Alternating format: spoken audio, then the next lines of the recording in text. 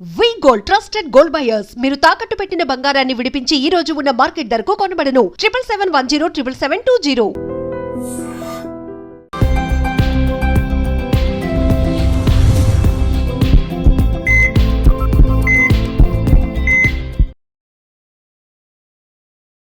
నమస్తే, welcome to healthy conversations with I dream media. నేను మీ Jhansi. So ఈ రోజు మనతో ఉన్నారు జనరల్ ఫిజిషియన్ డాక్టర్ లక్ష్మి గారు. సో మీ ఇంట్లో ఎవరికైనా షుగర్ ఉందా? షుగర్ పేషెంట్స్ మీ ఇంట్లో ఉన్నారా? పాపం పేషెంట్స్ అనలేము, డయాబెటిక్ కి ఉన్న వాళ్ళు ఉంటే, అరే మాకు తెలీదు, ముందుగా తెలిసినట్లయితే ఈ లైఫ్ స్టైల్ని మేము కూడా హ్యాబిటేట్ చేసుకొని కొంచెం షుగర్ కంట్రోల్లో ఉంచుకునే వాళ్ళము అనే వాళ్ళందరికీ కూడా ఈరోజు చెప్పే టాపిక్ చాలా యూస్ఫుల్ అవుతుంది. తప్పకుండా వీడియో చివరి వరకు చూసే ప్రయత్నం చేయండి. నమస్తే మ్యామ్. నమస్తే అమ్మా. సో షుగర్ హ్మ్. ఇప్పుడు ఒక 10-15 ఇయర్స్ లేదా ఒక 20 ఇయర్స్ బ్యాక్ షుగర్ అంటే 30 అబోవ్ తర్వాతనో 40 అబోవ్ తర్వాతనో వాళ్ళ జీవన విధానాన్ని బట్టి వచ్చుండేది. ఇప్పుడు అర్లీ 20స్‌లో కానీ ఈవెన్ వన్ ఆఫ్ మై రిలేటివ్స్‌లో కూడా 22 ఇయర్స్, 21 ఇయర్స్ తనకి కూడా షుగర్ వచ్చింది. సో అసలు మనం షుగర్‌ని పూర్తిగా తగ్గించుకోవచ్చా? లేదు, వాళ్ళకి తగ్గట్లేదు అంటే అట్‌లీస్ట్ కంట్రోల్‌లో ఉంచుకొని ఇంక వేరే ఆర్గాన్స్ బాడీలో డ్యామేజ్ అవ్వకుండా కాపాడుకునే అవకాశం ఉందా? ఉంది అంటే ఏం చేయాల్సుంటుంది? ఆ! షుగర్‌కి జనరల్‌గా ఏంటంటే, మనం తినే ఫుడ్డే మెయిన్ ఆధారంగా ఉంటుంది యాక్చువల్లీ. అండ్ డైజెషన్ అయినాక లివర్ దాన్ని మెటబాలిజం ఎలా చేస్తుంది అంటే, మనకి బాడీలో రిలీజ్ అయిన షుగర్ అది లివర్ దాన్ని గ్లైకోజన్‌గా ఎట్లా కన్వర్ట్ చేస్తుంది, ప్యాంక్రియాస్ దాన్ని మజిల్స్‌కి ఎంతవరకు సప్లై చేస్తుంది, ఎంత మనం బర్న్ చేస్తున్నాం అంటే, మనకు షుగర్ వల్ల మనకి ఎనర్జీ వస్తుంది. ఆ ఎనర్జీని మనం ఎంత ఖర్చు పెడుతున్నాం. సో సంపాదిస్తున్నాం కానీ ఖర్చు పెట్టట్లేదు కదా! సో ఖర్చు పెట్టే దగ్గర వరకు ఇవన్నీ చిన్న చిన్నవి ఫ్యాక్టర్స్ లాగా ఉంటాయి. సో ఇక్కడ ఆయుర్వేదిక్‌లో కొన్ని పర్టిక్యులర్ ఫుడ్స్, ఆయిల్స్ ఇలా పర్టిక్యులర్ కొన్ని చెప్పున్నారనమాట. యాస్ పర్ ఆయుర్వేదం మనము ఏమేం చేయొచ్చు వీటిల్ని కంట్రోల్ చేసుకోవడానికి అండ్ ఫర్దర్ మనకి ఏంటంటే లివర్ మీద కూడా ఎక్కువ ప్రెషర్ పడకుండా అంటే ఎక్కువ ఒత్తిడి రానీయకుండా ఈ ప్యాంక్రియాస్ కూడా దాని సఫిషియంట్ వర్క్ చేసేలాగా అంటే మనకు కొంచెమే ఉన్నా సరే అంటే ఇన్సులిన్ క్వాంటిటీ మనకు కొంచెం తక్కువ రిలీజ్ అవుతున్నా సరే మన బాడీ దాన్ని సెట్ చేసుకునేలాగా అంటే మనం తినే ఫుడ్‌లోనే దానికి ఎక్కువ ప్రెషర్ రానీయకుండా మనం చేసే ఏవైనా విధానాలు ఉన్నాయో అవి చూస్తున్నాం మనము. ఓకే. జనరల్‌గా ఫుడ్ ఫస్ట్ వచ్చినప్పుడు బియ్యం ఏం తినాలి? అన్నం ఏం తినాలి? ఇట్లాంటి క్వెషన్స్ ఒస్తాయి డయాబెటిస్‌లో. అవి ఏం తీసుకోవాలని ఆయుర్వేదంలో చెప్పారు. జనరల్‌గా పురాణత్వం, శ్రేష్ఠత్వం అంటారు. సో, అన్నం తీసుకునేటప్పుడు పాత బియ్యం మాత్రమే యూజ్ చేయాలి. పాత బియ్యం అంటే ఎంత పాత ఉండాలి అనే దానికి సంవత్సరం అని చెప్పి పర్టిక్యులర్‌గా కూడా చెప్తారనమాట. ఒక సంవత్సరం పాటు మనకి ఆగిన బియ్యము బెస్ట్ బియ్యం అని చెప్పి చెప్తారు. దానికేంటంటే ప్రాసెస్ అయ్యే కొద్దీ దాంట్లో ఉన్న ఈ క్విక్ రిలీజ్ ఆఫ్ షుగర్స్ అనేవి తగ్గుతాయన్నమాట. So, okay. అవి పాత పాత బియ్యం బియ్యం. తీసుకోవాలి.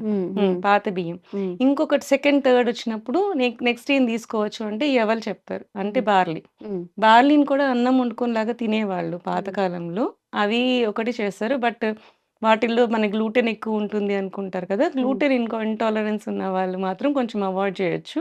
ఓకే. వాళ్ళు పాత బియ్యం యూజ్ చేసుకోవచ్చు. లేని వాళ్ళు దీన్ని ఒక ఫుడ్ తీసుకోవచ్చు. అంటే మనం 3 పూట్ల తినే అన్నంలో హ్మ్. ఒకటి బార్లీ రైస్‌గా తీసుకోవచ్చు. హ్మ్. మూడోది వీట్. ఇవి హ్మ్. 3 మాత్రమే చెప్తారు జనరల్‌గా. వీట్ ఏంటి అంటే మనకి ఎర్ర గోధుమలుంటే చాలా బెస్ట్. ఆ ఎర్ర గోధుమలని కూడా మనకేంటి అంటే అని డీహస్ చేసి దాన్ని యూజ్ చేసుకోవడం బెటర్. దీన్ని హ్మ్. కూడా ఏంటంటే రవ్వలాగా యూజ్ చేసుకొని, హ్మ్. ఆ రవ్వని అన్నంలాగా వండుకోవడం అన్నమాట. ఓహో! So, okay.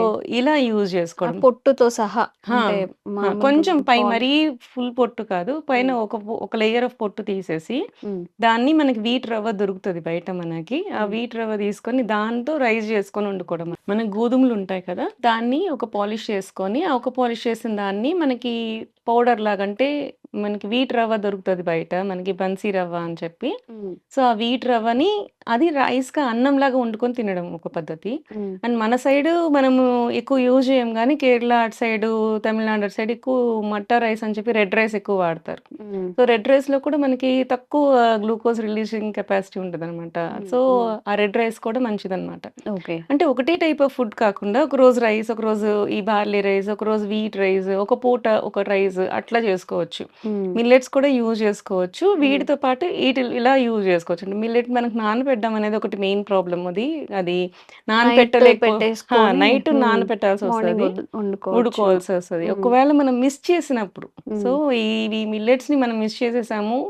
సో మనకి వెంటనే కావాలి అనుకున్నప్పుడు నెక్స్ట్ ఏంటి ఆల్టర్‌నేట్ ఆప్షన్స్ అన్నప్పుడు వీటిల్ని మనం యూజ్ చేసుకోవచ్చనమాట. Red rice and wheat, barley ఈటిలిని కూడా మనం యూజ్ చేసుకోవచ్చు. వీటిని మనకి ఎక్కువ నానబెట్టాల్సిన అవసరం ఉండదు. యూజ్ చేసుకోవచ్చనమాట.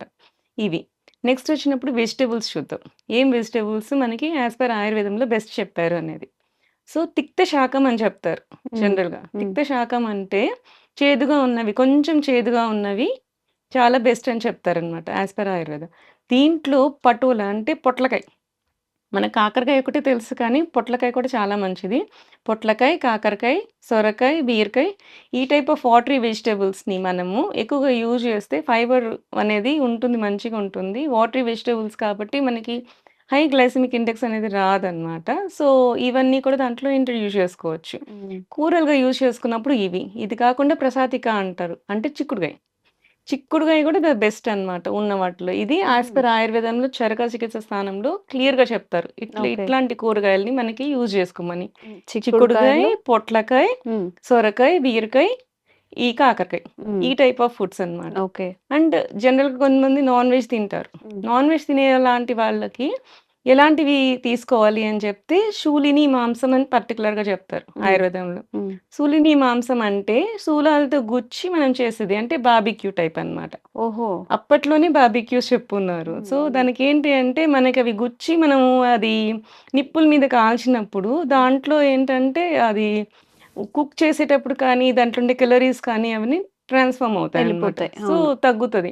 మీకు ఆయిల్ కూడా మనకేంటంటే మనకు చికెన్ ఫ్రైస్ అలా చేసుకున్నప్పుడు ఎక్కువ ఆయిల్ పడతది. బట్ ఇక్కడ మనం బార్బిక్యూ టైప్ ఆఫ్ చేసుకున్నప్పుడు మీకు ఆయిల్ చాలా తక్కువ పడుతుంది. అండ్ ప్రాపర్ కుక్ కూడా అవుతుంది. లోపల నుంచి మనం చిన్న మంట మీద ఉంటుంది కదా! బొగ్గులు ఎక్కువ హీట్ రాదు. సో ఆ చిన్న హీట్ మీద అది ప్రాపర్‌గా కుక్ అయినప్పుడు అది ఈజీగా డైజెస్ట్ అవుతుంది. మీకు ప్రోటీన్ కూడా పర్ఫెక్ట్‌గా అందుతుంది. అండ్ మీకు బాడీకి కూడా చాలా బావుంటుందన్నమాట. దీన్ని కూడా పర్టిక్యులర్‌గా శూలిని మాంసం అని చెప్పి ఆయుర్వేదంలో చరక చికిత్సలో క్లియర్‌గా చెప్పారన్నమాట. ఈ టైప్ ఆఫ్ ఫుడ్స్ తీసుకోవాల్సి ఉంటుంది అని చెప్పి. నెక్స్ట్ కూరగాయలు అయిపోయినాయి కదా! నెక్స్ట్ కమ్ టు ఆయిల్స్ అన్నమాట. ఆయిల్స్‌లో ఏ కైండ్ ఆఫ్ ఆయిల్స్ మనం తీసుకోవాలి. ఓకే. దీంట్లో కూడా పర్టిక్యులర్ 2 ఆయిల్స్ చెప్తారు. ప్రేమేహం తు అతసి సర్షప తైలం చ. సర్షప తైల యుక్తాని అని చెప్పి. అతసి తైలం అంటే flax seed oil. Okay. And సర్షప తైలం ఫ్లాక్స్ అంటే సీడ్ ఆయిల్ వంటలకి వాడుకోవచ్చా మ్యామ్? ఫ్లాక్స్ చెప్తాను. ఆ! Flax okay. Seed oil and సర్షప తైలం. సర్షప తైలం అంటే మనకి ఆవ నూనె. ఆవాలతో చేసే నూనె. ఈ ఆవాలతో చేసే నూనె మనకి డీప్ ఫ్రైకి పనికిరాదు. అసలు ఆయుర్వేదంలో డీప్ ఫ్రైసే ఎక్కువ చెప్పరు. సో మనం ఎప్పుడైనా సరే షాలో ఫ్రైసే ఎవరికైనా సరే డయాబెటిక్ కానీ, ఒబేస్ కానీ వీళ్ళందరికీ పీసీఓఎస్ కానీ ఏవైనా సరే షాలో ఫ్రై కుకింగ్ అంటే కొంచెం ఆయిల్ ఏసుకొని, తాలింపేసుకొని వంట చేసుకోవడమే మనకి ఎక్కువ ఉంటుంది. ఓకే. సో వాటికి వెళ్ళినప్పుడు ఆవ నూనె యూజ్ చేయాలి. ఈ ఫ్లాక్స్ సీడ్ ఆయిల్ ఎప్పుడు యూజ్ చేయాలి? ఫ్లాక్స్ సీడ్ ఆయిల్‌ని అసలు మనం వేడి చేయడానికి అవ్వదన్నమాట. జస్ట్ ఒక 2 నిమిషాలు ట్యాంపరింగ్ లాగా అంటే రసం, సాంబార్ చేసేసామనుకోండి. సాంబార్‌కి ముందుగా మనం తాలింపేసి కూరగాయలు వేస్తాం కదా! అలా కాకుండా కూరగాయలవన్నీ బాయిల్ చేసి సాంబార్ పెట్టేసుకొని లాస్ట్‌లో మనకి తాలింపేస్తాం కదా! అప్పుడు అలాంటి వాటికి కొంచెం ఫ్లాక్స్ సీడ్ ఆయిల్ యూజ్ చేసుకోవచ్చు. దానికి కొంచెం ఘాటు ఉంటుంది. అలా అలా కాకుండా కూడా మనం డైరెక్ట్‌గా కూడా యూజ్ చేసుకోవచ్చు ఫ్లాక్స్ సీడ్ ఆయిల్. సలాడ్స్ తింటుంటారు. ఈ షుగర్ పేషెంట్స్‌కి జనరల్‌గా ఏంటంటే పొట్ట ఫుల్ అవ్వాలి అంటే ఆలివ్ ఆయిల్ ఏస్తూ ఉంటారు కదా! ఆలివ్ ఆయిల్ కంటే ఆలివ్ ఆయిల్ బదులు ఈ ఫ్లాక్స్ సీడ్ ఆయిల్ అంటే అతసి తైలాన్ని గాని మనం యూజ్ చేస్తే దాంట్లో యాక్చువల్లీ టీలోమియర్స్ ఉంటాయన్నమాట. టీలోమియర్ అంటే ఏంటంటే మనకు జీన్స్ ఉంటాయి కదా! జీన్స్‌కి ఎండ్స్‌కి 2 క్యాప్స్ ఉంటాయన్నమాట. ఇట్లా క్రాస్ ఎక్స్ షేప్ జీన్స్ ఉంటాయని మనం చూస్తాం కదా! దాని కింద ఉండే క్యాప్స్‌ని టీలోమియర్ అంటారన్నమాట. వాటిల్ని రక్షించేది అంటే కొంచెం ఏజ్ వచ్చే కొద్దీ అవి ఊడిపోతూ ఉంటాయి. సో ఊడిపోయే కొద్దీ మనకి ఏజింగ్ వస్తూ ఉంటుందన్నమాట. ఈ బైండింగ్ కెపాసిటీని మనం పెంచేది ఏంటి అంటే టీలోమియర్స్ అంటారు. సో ఇవి ఎక్కువ ఉంటుంది ఫ్లాక్స్ సీడ్స్‌కి. అందుకే ఫ్లాక్స్ సీడ్స్ అంత ఇంపార్టెన్స్ ఉందన్నమాట. సో అట్లాంటి సలాడ్స్‌కి వాటికి ఎర్రసి తైలం యూజ్ చేస్తే మనకేంటంటే ఏజనింగ్ వల్ల వచ్చే డయాబెటీస్ కూడా తగ్గుతుందనమాట. ఓకే. అంటే ఫర్దర్ రానీకుండా చేస్తుంది. మన హ్మ్. ఫుడ్‌లో ఇలాంటి ఆయిల్స్ మనం ఇంట్రొడ్యూస్ చేసుకుంటే మంచిది. హ్మ్. జనరల్‌గా ఏంటంటే వేడి చేస్తది కదా అని చెప్పి అంటారు. ఈ ఆవ నూనె కూడా వేడి చేస్తది. ఇది కూడా వేడి ఉంటుంది. వేడి ఉంటేనే బాడీలో మెటబాలిజం ఎక్కువ ఉంటుంది. హ్మ్. సో, కొంతమందికి ఎవరికైతే వేడి తత్వం ఉందో వాళ్ళు జనరల్‌గా ఇట్లాంటి ఆయిల్స్ యూజ్ చేసినా సరే మజ్జిగని మనము ఇంట్రొడ్యూస్ చేసుకున్నా, బార్లీ జావని ఇంట్రొడ్యూస్ చేసుకున్నా గానీ, అంటే హ్మ్. మధ్యలో అవి వాడుతూ ఉంటే, ఆ వేడి శాతం అనేది తగ్గుతుందనమాట. ఓకే. ఓకే. సో, ఇట్లా హ్మ్. మనకేంది అంటే, మన బాడీ తత్వాన్ని బట్టి ఒకవేళ మనకిది ఇది వాడుతుంటే ఈ ప్రాబ్లమ్స్ వస్తున్నాయి అనుకున్నప్పుడు, దాన్ని కాంపెన్సేట్ చేసుకుంటా పోవాలి అనమాట. ఓకే. ఓకే. నెక్స్ట్ వచ్చినప్పటికి ఎక్సర్సైజ్. హ్మ్. ఎక్సర్సైజ్ జనరల్‌గా ఏం అది చేస్తుంటారు? మాత్రం చెప్పొద్దంటారు మన వాళ్ళు. ఎక్సర్సైజ్ జనరల్‌గా అంటే హ్మ్. అందరికి ఈ మధ్య బాగా ఉంది. హ్మ్. స్మార్ట్ వాచ్ పెట్టుకొని మరీ చేస్తున్నారు. హ్మ్. ఇప్పుడసలు మనం చెప్పక్కర్లేదు కొంతమంది చేసేస్తున్నారు కూడా. హ్మ్. హ్మ్. సో, అట్లాంటి వాళ్ళకేందంటే ఒక యాస్ పర్ ఆయుర్వేద ఏం చెప్తారు అంటే, ఒకటే రకం వ్యాయామము రోజు చేయొద్దు అనంటారు. హ్మ్. జనరల్‌గా వ్యాయామ యోగై వివిధై ప్రయోగై అంటారు. హ్మ్. అంటే ఒక టైప్ ఆఫ్ వ్యాయామం అంటే రోజు వాకింగ్ చేస్తున్నారా? సో, కొన్ని రోజులు అయ్యేసరికి మీ బాడీ దానికి అలవాటు పడిపోతది. హ్మ్. సో, దాని తర్వాత ఎక్సెస్ క్యాలరీస్ ఏమి అంటే ఎక్కువ బర్న్ అవ్వదనమాట. ఓకే. సో, నెక్స్ట్ ఏంటంటే మనము వేరే టైప్ ఆఫ్ ఎక్సర్సైజ్ చేయాలి. అంటే స్క్వాటింగ్ అంటే గుంజులు తీయడము. హ్మ్. మనం వినాయక చవితి ఫస్ట్ వినాయకుడి దగ్గరికెళ్తే ఫస్ట్ చేసేదే గుంజులు తీయడం. హ్మ్. అది చేస్తే సగం బాడీ పైనుంచి కింద వరకు సెట్ అయిపోతది. హ్మ్. అట్లా. సో, మార్చుకోవాలి. ఇంట్లో కూర్చొని యోగా చేసుకోవడం, ఎక్సర్సైజ్ చేసుకోవడము అట్లా. ప్రాణాయామాలు చేసుకోవడం ఇవి చూసుకోవాలి. హ్మ్. నెక్స్ట్ పాయింట్‌కొచ్చేసరికి స్ట్రెస్. హ్మ్. ఇప్పుడు స్ట్రెస్ వల్ల కూడా డయాబెటిస్ పెరుగుతది. Stress leads to cortisol, cortisol leads to hormonal imbalances. Hmm. జనరల్‌గా అలా వచ్చినప్పుడు కూడా మనకు డయాబెటిస్ వస్తూ ఉంటుంది. సో, హ్మ్. ఇట్లాంటి స్ట్రెస్‌ని మనం కాంపెన్సేట్ చేసుకోవాలి అంటే ధ్యానం చేయడం, మెడిటేట్ చేయడం, ఉన్న అవర్స్‌లోనే ఈవినింగ్ మన టైం కుదుర్చుకొని మరి చేసుకోవడం అన్నమాట. ఇట్లాంటివి చేస్తూ మనము షుగర్‌ని కంప్లీట్‌గా కంట్రోల్‌లో పెట్టుకోవచ్చు. ఓకే. సో సో, మ్యామ్ జనరల్‌గా మనం ఎంత చేసినా గాని అంటే ఒక ప్రశాంతంగా బాడీ రిలాక్సేషన్ అవ్వడం ఇది కూడా ఇంపార్టెంటే కదా! అవును. సో, దానికి రిలేటెడ్‌గా ఏదైనా స్లీప్ ఉంటుందా? కూడా చాలా ఇంపార్టెంట్ అండి. హ్మ్. స్లీప్ కూడా సరిగ్గా లేకపోతే మళ్ళీ షుగర్ లెవెల్స్ కూడా డిఫరెన్స్ వస్తాయి. అవునా? అవును. హ్మ్. ఖచ్చితంగా వస్తాయి. జనరల్‌గా ఏంటంటే మనకి ప్రాపర్ స్లీప్ 8 అవర్స్ ఉండాలి. హ్మ్. సో, నాకు 8 అవర్స్ కుదరట్లేదు. హ్మ్. సో, నాకు 6 అవర్సే కుదురుతుంది అనుకున్న వాళ్ళకి జనరల్‌గా ఒక స్టడీ ఉందన్నమాట. Hmm. So, 1 hour of night sleep is equal to half an hour of morning sleep. హుహు. సో, ఇది ఒక స్టడీ. ఇది హ్మ్. చేసున్నారు. ఇది ప్రూవ్ అయింది. ఒకవేళ మనం నైట్ 6 అవర్సే పడుకోగలుగుతున్నాం. మనకు టైం లేదు అన్నప్పుడు, హ్మ్. అక్కడ 2 అవర్స్ మనం మిస్ చేస్తున్నాం. సో, హ్మ్. ఆ 2 అవర్స్‌కి బదులు 1 అవర్ ఆఫ్ మార్నింగ్ స్లీప్ అన్నమాట. హ్మ్. ఆఫ్టర్‌నూన్. హ్మ్. అది ఎప్పుడు పడుకోవాలి ఇది కూడా పర్టిక్యులర్‌గా చెప్పారు ఆయుర్వేదంలో. ఎప్పుడు పడుకోవాలి అంటే భోజనానికి ముందు పడుకోవాలి. హ్మ్. మీకు మధ్యాహ్నం నిద్రొస్తది. రోజు మీకు నిద్రపోయే అలవాటుంది అనుకోండి. మధ్యాహ్నం పూట అన్నం తినక ముందే ఒకసారి పడుకోండి. అది రివర్స్ చేస్తారు మన వాళ్ళు. రివర్స్ చేస్తాం కొంచెం మనం. మంచిగా తినేసాక ఆ! కాసేపు పడుకుంటాం. పడుకుందాము అదే. అనుకుంటారు. జనరల్‌గా హ్మ్. మనం ఏదైనా ఇంట్లో ఉండేవాళ్ళైతే హెక్టిక్ వర్క్ అయిపోయినప్పుడు ఒక హ్మ్. క్విక్ న్యాప్ తీసి దాని తర్వాత లేసి భోంచేయండి. అప్పుడు కంటిన్యూషన్ మళ్ళీ భోజనం చేశాక శతపథం గచ్చేతంటారు. హ్మ్. అంటే 100 అడుగులు నడవాలి. అవునా? ఆ! హ్మ్. ప్రతి మీల్ అయిపోయినాక 100 అడుగులు నడిస్తే అది హ్మ్. మన బాడీలో ప్రతిదీ అక్కడ మూవ్‌మెంట్ అనేది ఉంటుందన్నమాట. అచ్చా! So, okay. ఇదంతా కూడా యాస్ పర్ ఆయుర్వేదం చెప్తారు. యోగరత్నాకరం కానీ, చరక చికిత్సలో గానీ, ఇవన్నీ కూడా ఇంత క్లియర్‌గా చెప్తారు. హ్మ్. ఏం తినాలి? ఎలా ఉండాలి? ఎన్ని అవర్స్ పడుకోవాలి అని. ఒకవేళ 7 అవర్సే పడుకున్నాము. నైట్ టైమ్స్ మనకి 7 అవర్స్ స్లీప్ దొరికింది. నెక్స్ట్ రోజు ఎంత పడుకోవచ్చు అంటే హాఫ్ అన్ అవర్ చాలు. హ్మ్. ఎందుకంటే half an hour is equal to 1 hour of night sleep కాబట్టి. ఓకే.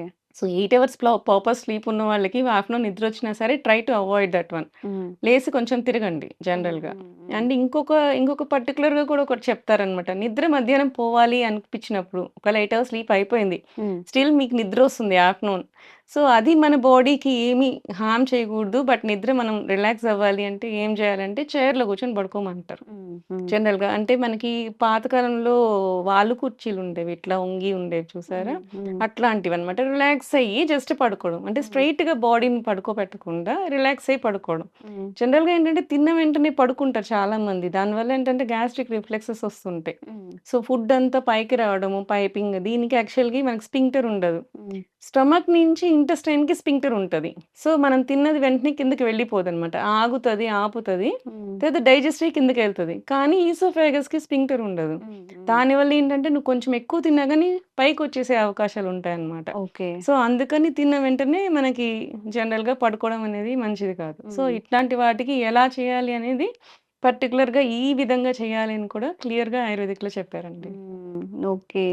సో, ఇది నాట్ ఓన్లీ ఫర్ షుగర్ కాదు కదా అవును. మేడం. అందరికీ జనరల్‌గా వర్తించేది. అందరికీ అసలు వర్తిస్తుంది. యాహ్! మనం ఎలా తినాలి? హ్మ్. ఏం చెయ్యాలి ఒక అంటే డేలో? ఫుడ్ అనేది మాత్రం హ్మ్. పర్టిక్యులర్ ప్రమేహం గురించి చెప్పానండి. ఇవాళ ఓకే. షుగర్ గురించి షుగర్ ఫుడ్స్ కానీ, ఆయిల్స్ కానీ హ్మ్. ఇది అందరికీ కాదనమాట. ఓకే. ఇది ఓకే. ఓన్లీ షుగర్ పేషెంట్స్‌కి you can add on to హ్మ్. డయాబెటిక్ కాకపోయినా ఒబేసిటీ వాళ్ళకి కూడా కొంచెం హ్మ్. ఇలాంటి ఆయిల్స్, ఇట్లాంటి ఫుడ్స్ మళ్ళీ ఇంట్రొడ్యూస్ చేసుకోవచ్చు. ఓకే. బట్ ఇన్ జనరల్ వాళ్ళకి ఇవన్నీ అంటే ఓన్లీ అంటే మీన్స్ ఎనర్జీ వచ్చే ఫుడ్స్ కాదు. ఎక్కువ ఎనర్జీ రావు కాబట్టి ఇవి అందరికీ కాదు. హ్మ్. ఈ ఫుడ్ కానీ, ఈ పర్టిక్యులర్ ఆయిల్ ఎక్సైజ్ అవన్నీ అందరూ పాటించొచ్చు. Food okay. అండ్ ఆయిల్ మాత్రం ఎక్స్‌క్లూజివ్ ఫర్ డయాబెటిక్స్ అనుకోవచ్చు. ఓకే. ఓకే. సో, డయాబెటిక్ పేషెంట్స్‌కి చెప్పినదంతా డయాబెటిక్ పేషెంట్స్ పాటించండి. మిగతా వాళ్ళు గూడా మనం తినేసి అలా కూర్చోవడం, లేదా తిన్న వెంటనే పడుకోవడం, మధ్యాహ్నమైనా, నైట్ అయినా అలా చేస్తూ ఉంటాం కదా! అట్‌లీస్ట్ ఒక 10 నిమిషాలు, అట్‌లీస్ట్ 15 నిమిషాలన్నా నడవడానికి కేటాయించండి. ఆ టైం మనం ఏమీ చేయము. జస్ట్ స్క్రోల్ చేసుకుంటూను, టీవీ చేస్తూనే ఉంటాం తప్ప, మన ఆరోగ్యం కోసం కూడా కొంచెం ఆలోచించి, సో, ఈ విధానాలు పాటిస్తే మనం ఇంకొంచెం హెల్తీగా ఉండే అవకాశం ఉంటుంది. అండ్ ఇలాంటి బోలెడన్ని అవేర్‌నెస్ కల్పించే హెల్త్ వీడియోస్ మనం త్రూ చేస్తూనే ఉంటాము. Thank you so much ma'am. Thank you.